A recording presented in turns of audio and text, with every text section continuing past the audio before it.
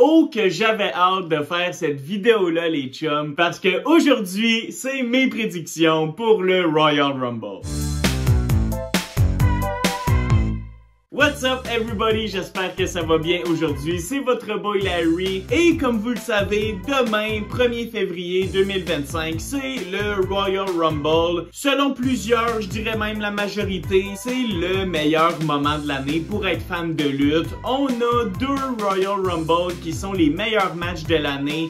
30 hommes, 30 femmes qui vont s'affronter et le gagnant de chaque match, vous le savez, va pouvoir challenger le champion de son choix dans quelques mois à WrestleMania. Sans plus attendre, allons-y pour les prédictions. On a seulement 4 matchs sur cette carte-là, mais honnêtement, les Royal Rumble durent en moyenne entre 1 heure et 1 heure et quart, donc on va avoir une grosse soirée de lutte. Et on commence ça avec le Royal Rumble féminin où les participantes déjà annoncées sont Liv Morgan, Bianca Belair, Io Sky, Naomi, Nia Jax, Bayley, Asuka, Charlotte et plein d'autres, mais je vous ai nommé les principales. Qu'est-ce qu'on a à surveiller dans ce match-là? Plusieurs choses. Tout d'abord, il va y avoir énormément de retours dans ce Royal Rumble-là. On le sait, Charlotte va faire son retour au Royal Rumble. Selon moi, ils n'auraient pas dû le dire à SmackDown.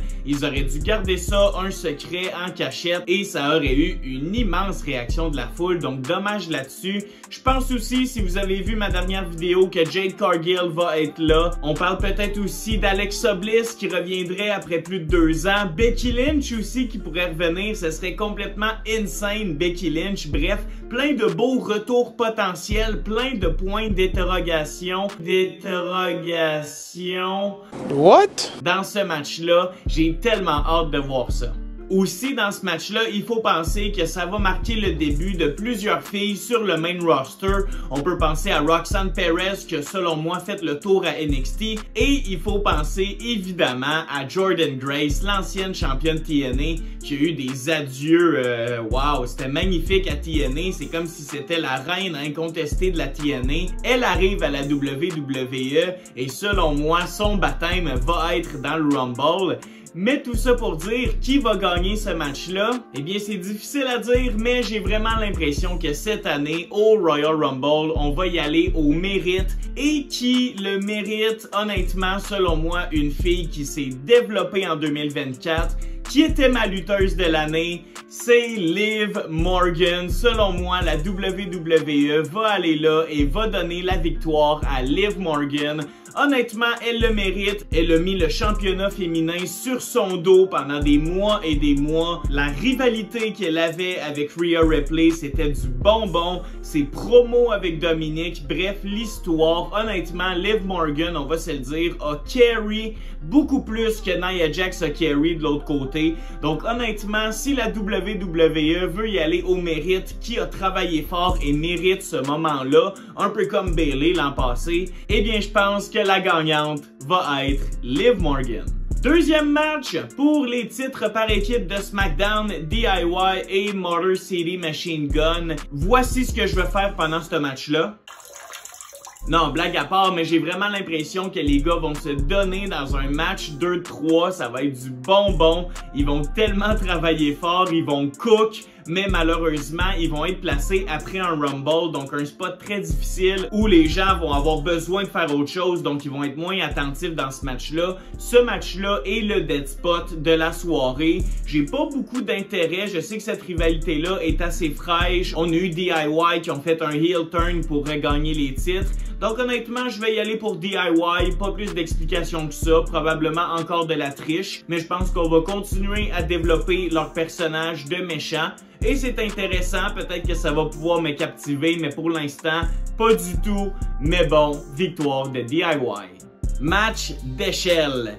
Cody Rhodes contre Kevin Owens pour le titre Undisputed de la WWE.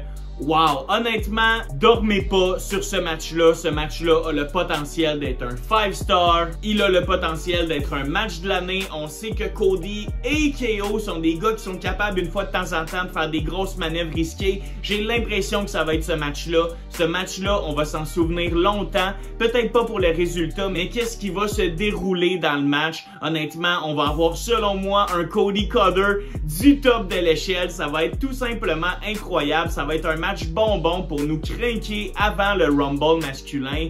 Et si je dois y aller d'une prédiction, je pense vraiment que Cody Rhodes va être notre champion en arrivant à WrestleMania. Donc, il doit garder la ceinture.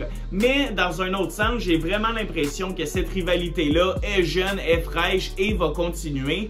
Donc, j'ai pensé à ça et je vous mets une petite photo. Dolph Ziggler, en 2009, il était le champion intercontinental et il devait défendre dans un match d'échelle contre deux autres hommes.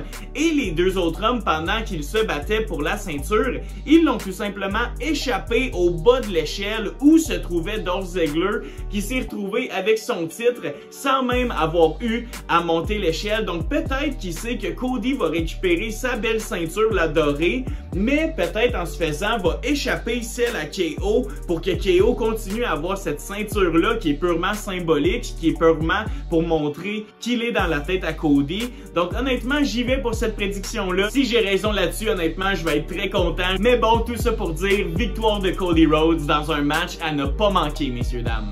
On y est! Le match de l'année que tous les fans de lutte attendent. C'est la meilleure heure de lutte de l'année. Voici les gros noms qu'on a d'annoncer pour le match masculin. Logan Paul, Jey Uso, Sami Zayn, Drew McIntyre, Damian Priest, John Cena, Seth Rollins, CM Punk et Roman Reigns.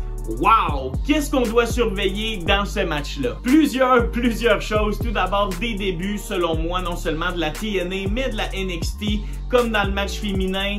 Deux personnes qui vont, selon moi, faire leur début. C'est le champion actuel de TNA, Joe Hendry, qui est tellement populaire, qui va avoir un immense pop s'il fait partie du Royal Rumble. Et l'autre, selon moi, c'est l'ancien champion NXT, Trick Williams, qui fait le saut dans le gros marché qui est Monday Night Raw ou SmackDown, peut-être SmackDown aussi, mais je pense vraiment que Trick Williams, avec son entrée, avec son aura, va venir faire une grosse présence dans le Royal Rumble lui aussi.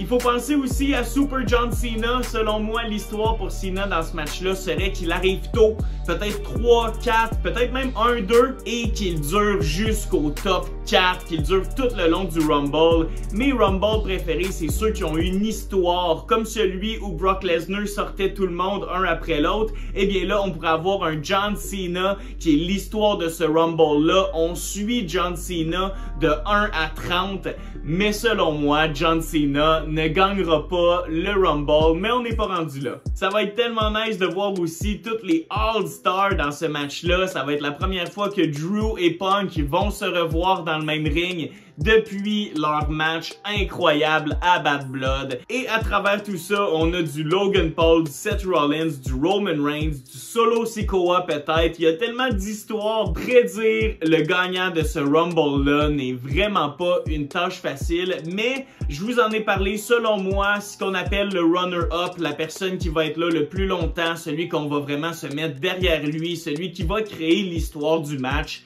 c'est John Cena, mais il ne gagnera pas. Si je dois y aller d'une prédiction pour le gagnant, eh bien, je vous rappelle que pour les femmes, j'avais dit qu'ils allaient y aller pour le mérite, qui le mérite vraiment, qui est la plus grosse attraction. Je pense qu'ils vont faire la même chose pour les hommes. Qui a eu une année incroyable? Qui est ton lutteur le plus populaire en ce moment? Selon moi, c'est lui qui mérite de gagner le Royal Rumble. C'est Monsieur Yeet, Jey Uso. Selon moi, Jey Uso, le Royal Rumble, c'est ce qu'il lui faut pour vraiment s'établir comme une méga star. Sérieusement, au fil des dernières années, on a vu Jey Uso monter la montagne et là, il est rendu au sommet. et gagner le Royal Rumble, pour lui, ce serait de mettre son drapeau et d'établir sa dominance au sommet de la WWE. Je souhaite une victoire de Jey Uso et je souhaite aussi que la WWE prenne des risques, un peu comme quand ils nous ont donné Nakamura en 2018. C'était quelqu'un de populaire qui était pas vraiment une méga star, mais qu'on a tenté de faire de lui une méga star. Bref, je crois vraiment que c'est ce qui va arriver avec notre cher Jey Uso, qui est phénoménal en ce moment. Il y a aucun doute là-dessus. Donc d'ici là, les chums, j'espère que vous avez aimé. Je vous souhaite un excellent Royal Rumble. N'hésitez pas à m'écrire dans les commentaires